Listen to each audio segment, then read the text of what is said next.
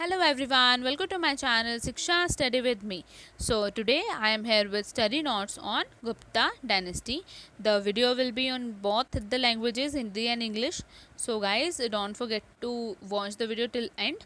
So before starting the video, don't forget to subscribe my channel, hit the bell icon, share the videos, or if you have any query, just write me at phore181991@gmail.com, or you can also write in the comment section below. Guys, I need your feedback. Please provide me in the comment section. So let's start the video. So Gupta वंश यह सामान्य जागरूकता के सबसे महत्वपूर्ण section में से एक है. मतलब जो जर्नल अवेयरनेस का सेक्शन होता है उसमें एक बहुत इंपॉर्टेंट पार्ट है ये, जो कम से कम समय में एक प्रतियोगी परीक्षा में अधिकतम अंक प्राप्त करने में उम्मीदवार की मदद करता है. आपको सही विकल्प के लिए जटिल गणना करने की आवश्यकता नहीं है, इसलिए इस खंड में अधिकतम स्कोर करने के लिए तथ्यों और आंकड़ों को पहले से तैयार रखना सबसे अच्छा है. तो यहाँ हम गुप्ता वंश से संबंधित महत्वपूर्ण नोट्स प्रदान कर रहे हैं. तो गुप्ता वंश की शुरुआत श्री गुप्त द्वारा की गई थी. उन्होंने 240 से 280 ईस्वी तक शासन किया. उनका पुत्र घटोत्कच 280 से 319 ईस्वी इस साम्राज्य का अगला उत्तराधिकारी था. घटोत्कच का एक पुत्र था जिसका नाम चंद्रगुप्तवान 319 से 335 ईस्वी तक था. इतिहासकार इस काल को भारत का स्वर्ण युग मानते हैं. आइए गुप्ता वंश को विस्तार में देखते हैं. ठीक है गाइस, तो डिटेल में देखते हैं आगे. पहले इंग्लिश में देख लेते हैं ये एक्सप्लेनेशन क्या थी. हो सकता है हिंदी मीडियम के स्टूडेंट्स को वो समझ में आया हो, इंग्लिश वालों को ना आया हो, तो उनके लिए ये है कि Gupta dynasty general awareness is one of the most important section which can help a candidate in scoring maximum marks in a competitive exam in the least amount of time. So you don't need to perform the complex calculation to settle for the correct option. So it is the best to be prepared with the facts and figures in advance so as to score the maximum in the section. Here we are providing important notes related to the Gupta dynasty. Gupta dynasty was started by Shri Gupta. He ruled from 240 to 280 CE. His son Ghatotkaч 280 to 319 CE was the next successor of this empire, and Ghatotkaч had a son named Chandragupta I 319 to 335 CE. Historians consider this period as the golden age of India. Let's look at the Gupta dynasty in detail. So guys, this is the table in which you see the rulers and their reign. तो Gupta late third century, Ghatotkacha late third century to 319, Chandragupta Kacha, Samudragupta, Ramagupta, Chandragupta two, Kumaragupta one, Skandagupta. इनकी सबकी details मैंने इस table में आपको दिखाई है. So give it a look, then I move next. Purugupta, Kumaragupta two, Buddhagupta, Narasimhagupta, Bhanugupta, Vinayagupta, Kumaragupta 3 and Vishnugupta. Then so let's see in brief. Gupta काल एक नज़र में कैसे देखा जा सकता है. पीरियड इसका 320 से 550 AD तक रहा. इसमें लैंग्वेजेस कौन कौन सी थी. The languages used are Sanskrit literally and academic and Prakrit vernacular. Religion कौन कौन से थे. Hinduism, Buddhism, Jainism.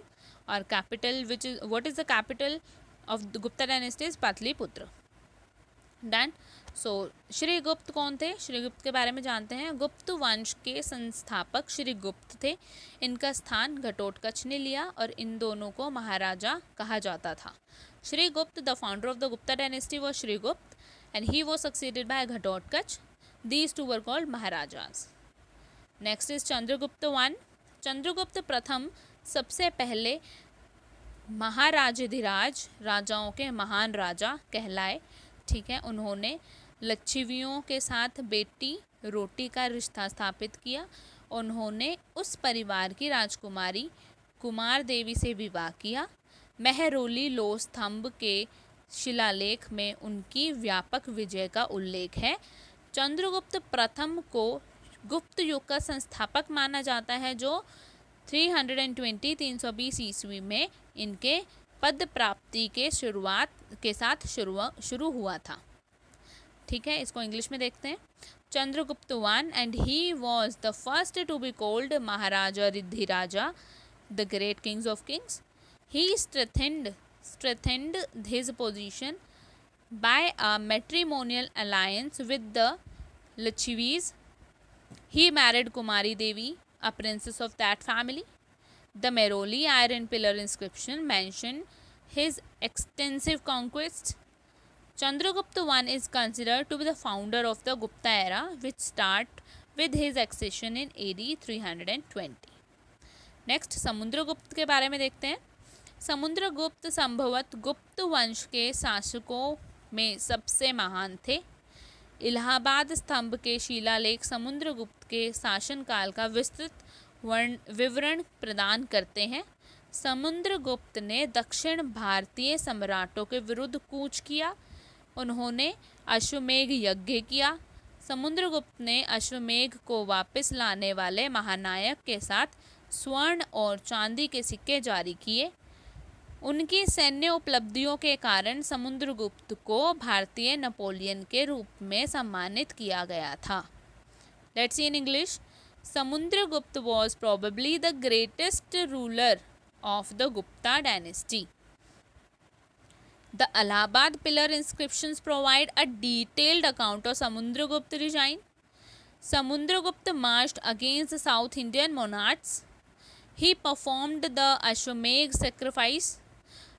Samundragupta issued gold and silver coins with the legendary restorer of the Ashwamedh.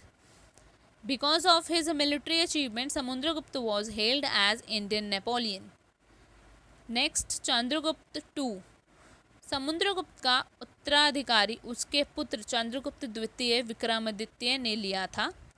बेटी रोटी के रिश्तों के माध्यम से चंद्रगुप्त द्वितीय ने अपनी राजनीतिक शक्ति को मजबूत किया. चंद्रगुप्त द्वितीय ने कुबेर नागा से शादी की. वह मध्य भारत की एक नागा राजकुमारी थी. चंद्रगुप्त द्वितीय की सबसे बड़ी सैन्य उपलब्धियां पश्चिमी भारत के शक क्षत्रपों के खिलाफ उसकी लड़ाई थी. अपनी जीत के बाद इन्होंने सकारी नाम प्राप्त किया, जिसका अर्थ था शक का विध्वंसक. उन्होंने खुद को विक्रमादित्य भी कहा. उज्जैन एक महत्वपूर्ण व्यापारिक शहर और गुप्तों की वैकल्पिक राजधानी था. गुप्त साम्राज्य की महान संपत्ति सोने के सिक्कों की विविधता में प्रकट हुई है. प्रसिद्ध चीनी तीर्थयात्री फाहियान ने चंद्रगुप्त द्वितीय के शासनकाल के दौरान भारत का दौरा किया. फाहियान ने गुप्त साम्राज्य की धार्मिक, सामाजिक और आर्थिक स्थिति का बहुमूल्य जानकारी प्राप्त की. Let's see in English. Samudragupta was succeeded by his son Chandragupta II Vikramaditya. Through matrimonial alliance, Chandragupta II strengthened his political power. Chandragupta II married Kuber Naga. She was a Naga princess of central India. The greatest military achievement of Chandragupta II was his war against the Saka satraps of western India. After his victory, he performed the horse sacrifice and assumed the title Sakari, meaning destroyer of Sakas. He also called himself Vikramaditya. Ujjain was an important commercial city and was the alternative capital of Guptas. The great wealth of the Gupta Empire was manifest in the variety of gold coins. Famous Chinese pilgrim Fahian visited India during the reign of Chandragupta II. Fahian provided valuable information on the religious, social and economical condition of the Gupta Empire. Next Kumaragupta. Kumaragupta Chandragupta द्वितीय का पुत्र और उत्तराधिकारी था. कई सिक्कों को जारी किया गया और उसके शिलालेख पूरे गुप्त साम्राज्य में पाए जाते हैं. कुमारगुप्त ने भी एक अश्वमेघ यज्ञ किया था. कुमारगुप्त ने नालंदा विश्वविद्यालय की नींव रखी, जो अंतर्राष्ट्रीय प्रतिष्ठा का संस्थान बनकर उभरा. शक्तिशाली समृद्ध जनजाति, जिसके पुष्पमित्र कहा जाता है, ने इनके शासनकाल के अंत में गुप्त सेना को हराया था. Let's see in English. Kumaragupta was the son and successor of Chandragupta II. A number of coins were issued and his inscriptions are found all over the Gupta Empire. Kumaragupta also performed an Ashwamedh sacrifice. Kumaragupta laid the foundation of the Nalanda University, which emerged an institution of international reputation. Powerful wealthy tribe called the Pushyamitras defeated the Gupta army at the end of his reign. Skandagupta मध्य Asia के हुनों की एक शाखा ने हिंदू कुश पर्वतों को पार करने और भारत पर आक्रमण करने के प्रयास किए। सकंदगुप्त, जिन्होंने वास्तव में हुन आक्रमण का सामना किया था, उसने हुनों के खिलाफ सफलतापूर्वक लड़ाई लड़ी और साम्राज्य को बचाया। Skandagupta, a branch of the Huns from Central Asia, made attempts to cross the Hindu Kush mountains and invade India. Sakandagupta, who really faced the Hun invasion, he fought successfully against the Huns and saved the empire. याद रखने के लिए कुछ important points हैं, ठीक है। The important points to be learn that are: Gupta काल में कला, विज्ञान और साहित्य के क्षेत्र में ज़बरदस्त प्रगति हुई और इसके कारण इसे स्वर्ण युग कहा गया। झांसी के पास देवगढ़ में मंदिर और इलाहाबाद के पास गढ़वा में मंदिर में मूर्तियों गुप्त काल कला का महत्वपूर्ण नमूना है। सकंदगुप्त का भीतरी अखंड स्तंभ भी उल्लेखनीय है। ग्वालियर के पास बाघ की गुफाओं में गुप्त काल के चित्रों को देखा जा सकता है। श्रीलंका में सिगिरिया की पेंटिंग अजंता शैली से अत्यधिक प्रभावित थी। गुप्ताकालीन सिक्का भी उल्लेखनीय है। समुद्रगुप्त ने 8 प्रकार के सोने के सिक्के जारी किए थे। चंद्रगुप्त द्वितीय और उसके उत्तराधिकारियों ने विभिन्न किस्मों के सोने, चांदी और तांबे के सिक्के भी जारी किए थे।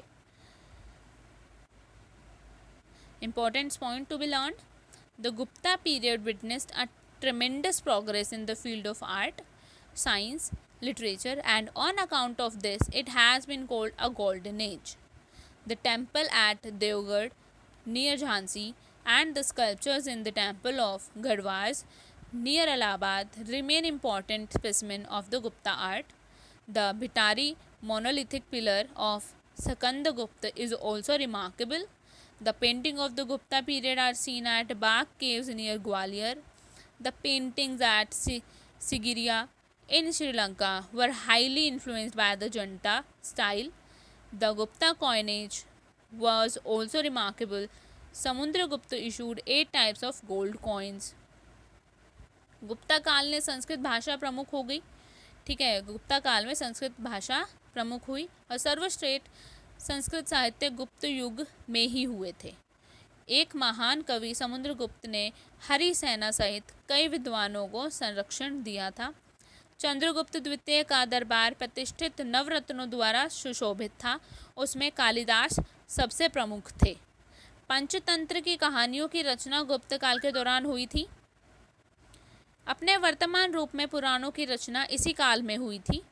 वर्तमान रूप में महाभारत और रामायण को लिखा गया था और अंतिम रूप दिया गया था और वर्तमान रूप में लिखा गया। गुप्त काल में गणित, खगोल विज्ञान, ज्योतिष और चिकित्सा के क्षेत्र में एक शानदार गतिविधियों का साक्ष्य रहा है। वराहमिहिर ने 5 खगोलीय प्रणाली पंच सिद्धांतिका की रचना की। Let's see in English. Chandragupta II and his successor had also issued gold and silver and copper coins of different varieties. The Sanskrit language became prominent during the Gupta period. The best of the Sanskrit literature belonged to the Gupta age. Samundragupta, a great poet, patronized a number of scholars including Harsina. The court of Chandragupta II was adorned by the celebrated Navratnas. Kalidas remained the foremost among them. The Panchatantra stories were composed during the Gupta period. The Purans in their present form were composed during this period. The Mahabharata and the Ramayana were written in the present form and given final touches and written in the present form during this period. The Gupta period witnessed a brilliant activity in the sphere of mathematics, astronomy, astrology, and medicine. Varahamihira composed Panch Siddhantika, the 5 astronomical systems.